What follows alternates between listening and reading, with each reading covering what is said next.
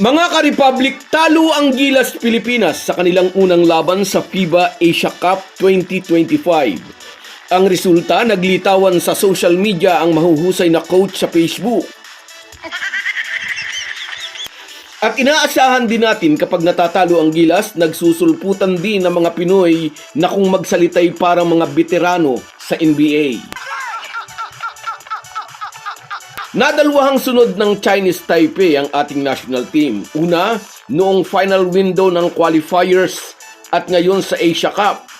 Malungkot na simula para sa Gilas at sabi ni Tim Cone, ang tanging magagawa natin ay mag-move on at maghanda para sa susunod na laban. Pag-uusapan po natin yan, pero bago ang lahat ay maglalambing po ako sa inyo na isubscribe ninyo itong ating channel. At kung di masyadong makakaabala ay i-like at paki-share na rin ninyo. Malaking bagay po yan sa aming mga vlogger. Maraming salamat. Mga ka-Republic, tumpak ang unang sinabi ni Tim Cone, dapat nang kalimutan ang dalawang panalo ng Gilas sa tune-up games dahil kailangan ng harapin ng ating national team ang tunay na laban. At sa pagsisimula ng FIBA Asia Cup sa Jeddah, Saudi Arabia, sa unang laban ng Gilas ay ipinatikim sa kanila ng Chinese Taipei ang kanilang unang talo sa torneo. Nadalawang sunod na ng Chinese Taipei ang Gilas Pilipinas. Ang unay noong third window ng qualifiers. Unang panalo ng Chinese Taipei National Basketball Team laban sa pambansang kupuna ng Pilipinas sa loob ng 12 taon. At ang pangalawa kaninang madaling araw. Tulad noong third window, naging mainit agad ang simula ng Taipei. Binakbakan agad ng mga ito ang Gilas sa pangunguna ni Chen Ying-chong na agad nagkamada ng 17 points sa first half pa lamang. May kabuuan siyang 34 points sa labang ito. Si Justin Brownlee ang nanguna sa Gilas upang bahagyang makadikit sa Chinese Taipei. Ngunit hindi nakatulong sa ating national team ang maagang foul trouble ni Brownlee and eventually, nag-fouled out na nga ito. May 4.5 minuto pa ang natitira sa game clock. At nawala na ang Gilas ng momentum para tibagin ang lamang ng Chinese team. May 19 na puntos si JB and 7 rebounds. At syempre gaya ng dati kapag natatalo ang Gilas, parang mga talangkang nagsilabas sa Facebook ang mga Pinoy na akala mo'y singgaling ni na Michael Jordan at LeBron James.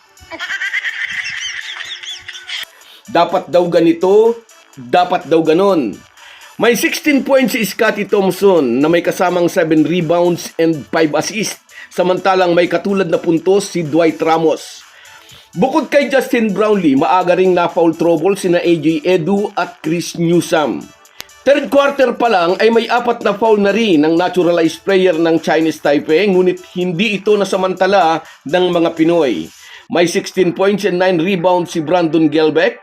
Production na mahihirapan itong gawin kung di lang sana injured ang 7'3" na si Kai Soto. Nag-struggle ng husto si Junmar Fajardo na umiscore lang ng 2 points. At muli, naglabasan din ang mga Pinoy Michael Jordan at LeBron James para gisahin si Fajardo. Pang PBA lang daw ito talaga. Sila ba? Saang liga ba sila naglalaro?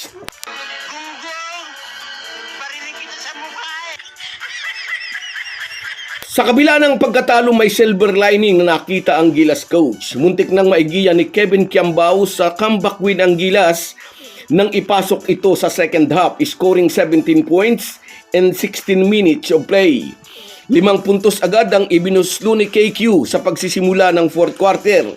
At bandang huli, naibaba ng former Lasal product ang lamang sa 6 na puntos, 80-74 sa pamamagitan ng isang 3-point shot.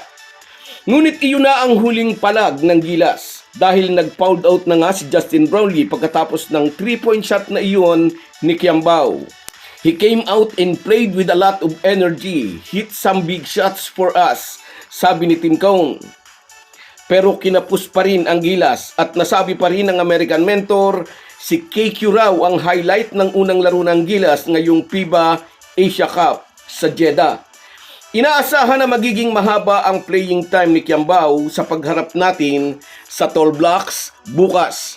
At dahil nga nasa bench lang si Kevin Kiambao sa buong first half, ngayon ay maraming Facebook coach ang nambabas kay Tim Cone.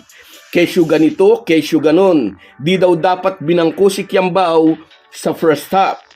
Kaya ang may papayo po natin sa mahuhusay na Facebook coach, kung gusto po ninyong mag-apply na Gilas coach kapalit ni CTC, magpadala lang po kayo ng resume sa tanggapan ng Samahang Basketball ng Pilipinas o SBP o kaya'y kontakin nyo si Al Francis Chua. Kung nahihiya po kayong mag-apply, sasamahan ko po kayo. Tulad nyo, gusto ko ring makatulong sa ating national team. So guys, yan lang muna. Hanggang sa muli. Kung wala po kayong mga viewers namin ay walang magtatagumpay na vlogger. Kaya salamat po sa inyong panunood. Shoutout sa iyo, Ruel Katapusan, mula ito sa Sabah, Malaysia. Shoutout sa iyo, kabayan, ingat ka lagi dyan. Sa iyo rin, Erlinda Di Guzman, let's pray for our Gilas, sabi niya, shoutout. Sa iyo rin, Egay Villa, good luck daw sa Gilas, sabi niya, shoutout sa iyo, idol. At sa iyo rin, shout out Jose Rodrigo, kumpiyansa at determinasyon. Sana sa susunod na laban. Merson Kabady Vlog, mula naman dyan sa Oman, shout out sa iyo, kabayan. Sa iyo rin, shout out Herminia Balingit, good luck sa Gilas, sabi niya, against Chinese Taipei. Sa iyo rin, shout out Marisa Salazar. Shout out sa iyo, idol, maraming salamat sa panonood. At sa iyo rin, shout out Reggie Jimenez. Sana nga nagpapadihado lang. Sana manalo next game. Sa iyo rin, Norman Flores. Salamat sa laging panonood, kabayan. Lagi kang nariyan. Sa iyo rin, shout out Junes Blin. Kayang-kaya yan. Go, go, go lang. Gilas, sabi niya. At sa iyo rin, Antonio Sara. In-invite po si Abando, hindi dumating. Salamat sa inyong lahat. Kahit gaano po tayo kabisi, ay huwag po nating kalimutan ang ating buhay espiritual. Lagi po tayong magpasalamat sa bawat araw na dagdag sa ating buhay. Malaki po ang maitutulong ng pananalangin araw-araw. Isang paalala po mula sa inyong Halo Halo Sports Republic.